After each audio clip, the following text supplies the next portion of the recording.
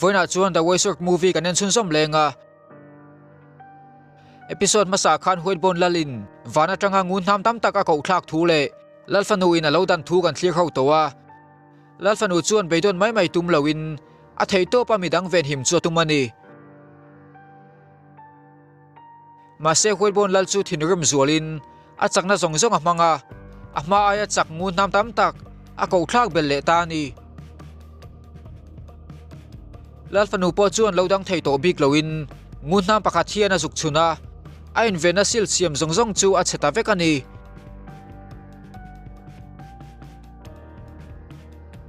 lalpo chu cholin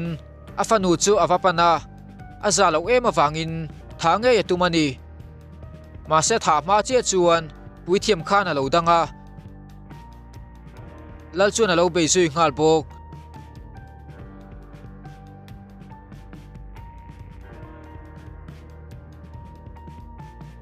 lal chuan an hunglama tang na takina khoi fu theya an pasal thapo chu lola thibik lowin lalfanu ventum chuan alo vating veleya lal chu alo kal hnai le deuh huna a thei anga lo be thuta tumani ma se a be sei lo tak main lal chu an hunglama lo om thuta ma se sa tumna chu lo dang man khamani lal chu na be chun som le nga la ma se pasal tha chu ain hliam na to ema wangin alo che thave thei to lowa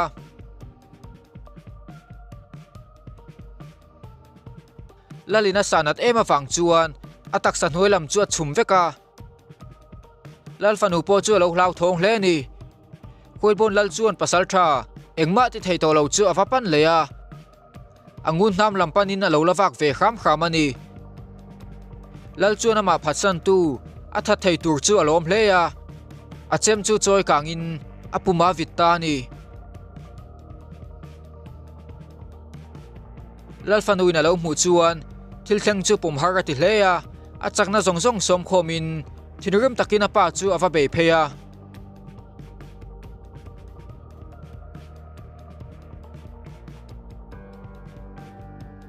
atopa chuan a khoi fu ve theyani maselal chuan olsam takina huilbon kut chu alo ti chiat sak leya lalfanu chu ron thlenchil vele ngalin a beilet veleya afanu amhangai emin a phatsan chu a thinrum hle thua soani chuti lai chuan huilbon general pathum te chu lalfanu ven him tum chuan an ron ting chuak veya an lal no tele mai an ni to big lo thu an ron soani maselal chuan alo ngai ne phlom hleya general te chuan an va be phei ngal bok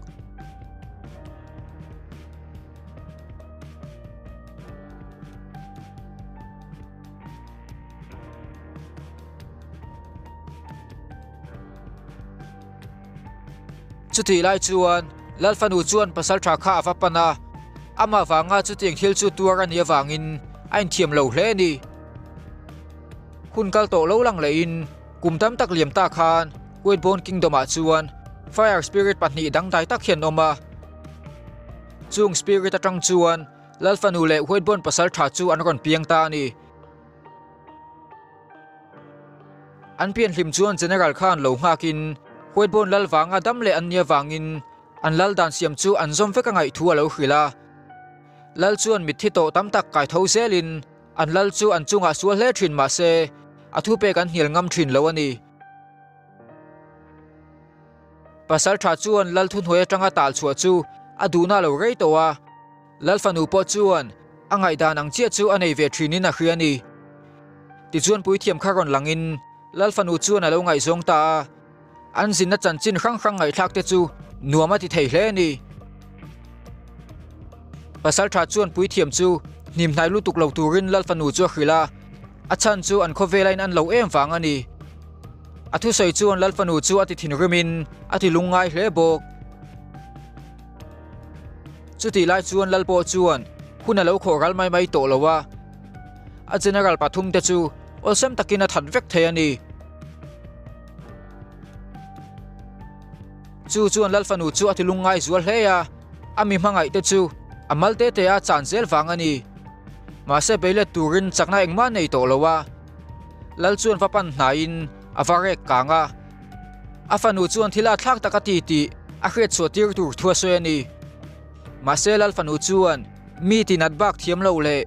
nunom zia po khelawani thu lo khilani athu soi chuan lal chu ati thinrim zual hleya afanu chu vit zui bok azalo ema wang chuan salhum lolo tumani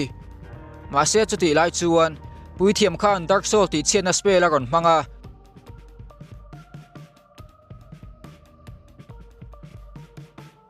chu spell chuan zombie te chu ati chaklowin bele thei an ni to lawani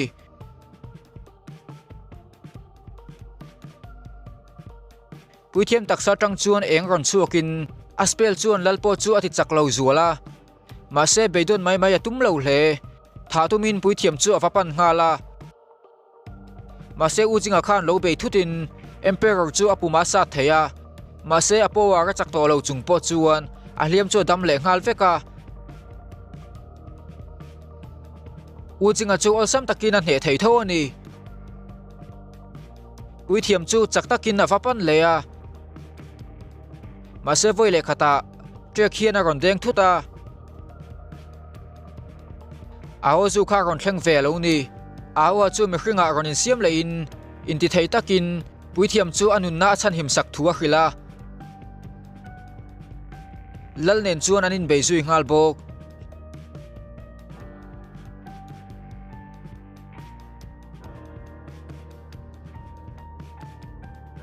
puithiam chuan a spell case chuan puitbon lal chu ati chaklo deuh thua soya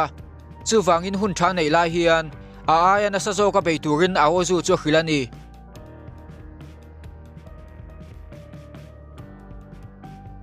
awo chu na thei top chu ma se lal chu ala hne lo hleya puithiam spell awang chuan lal chu a chaklo phami lowa angai hialani chuti lai chuan zewi khan ukonga chu lo pana ukonga chu ti hardana ngai tuani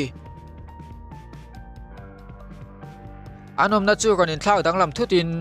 ukonga tharau chu dark soul hian alo phuar beta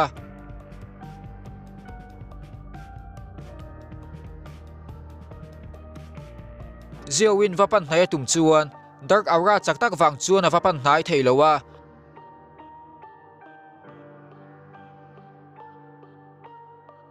a holy fire magic chuan vakapin ukonga tharau chu aron har thei ta ni awa chu lal chuan alo la be meka a hne lo ema wangin alo chiai to hle ni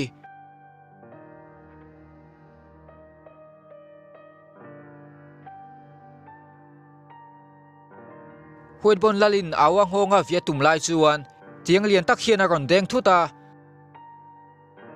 ukonga kha aron kirle to alo ni mase amang kha lo ni to lowin ukonga chu lo puitling le vek towa achakna po pungsatin lalnen chuan anin beita ni balche po chu ukonga ron thlenga mu chuan alom hleya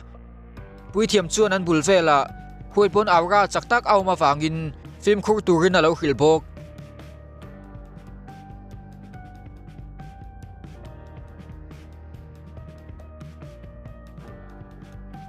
ukonga chuan na takin leilama votla theya muang changa vapan le lai chuan lal chuan an hunglama tanga ron vit thuta ukonga chu tluta ni mase be sei lo tak main ukonga chu thamral ngala aklon mai lo ni ukonga tiktak chuan aron be sui le ngala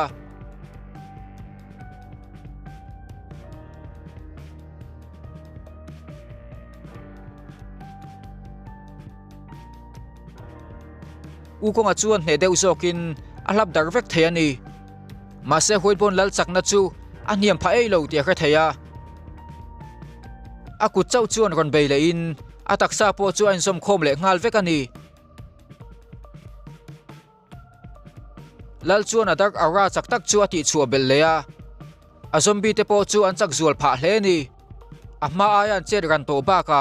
nan tur thei to zok ani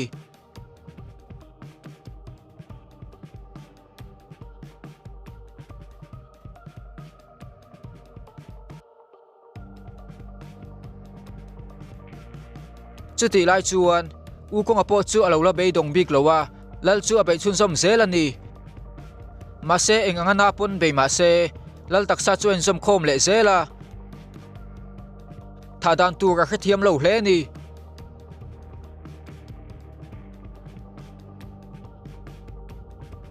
lal chuan u konga chu beilet vele tranin anor bet theya angai dan chuan u konga chuan changna chan sa nei lo ani chuti lai chuan point bon pasal tra liam na tak tur chu aron har chuak le thuta abula lal fanu lo mu renga mu chuan a thong hle ni pasal tra chuan a chevela energy chu a the anga tamala khoma lal fanu chu thun hnung hnu chein thataka lo in an kol turina khila immortal ania wangin kepo lo nei le to ni ti chuan a chakna nei zong zong chu angun na ma chuan a da lu ta puithiam chu va pe in lal fanu chu a chan him nge yangai thua khila pasal tha chu tham ral ta ni puithiam chuan ngun nam chu enin pasal thain pek na chu ti thlon mai mai atum lo hle ya thinugam taka lal chu va enin u konga chu ava signala u konga chu in siam ramin lal chu na takin a hlap le thuta darvek ma se ol sam takin in zom khom le thei tho ani ma se chuti lai chuan puithiam khana ron zuan thuta pasal thangun nam pek mang chuan lal chu vin zui ngal pok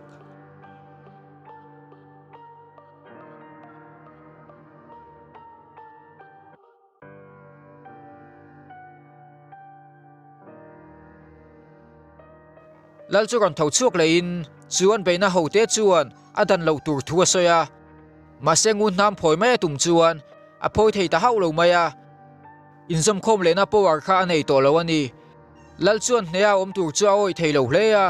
mi hring ani lai te po kha kha chuak bok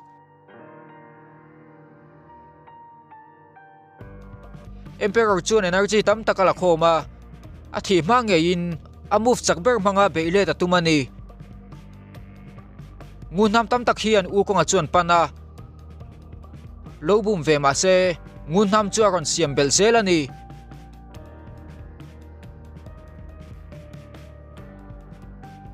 u konga po chuan aklon sangte la siam ve le ya ngun nam te chuan lo dang vek the ani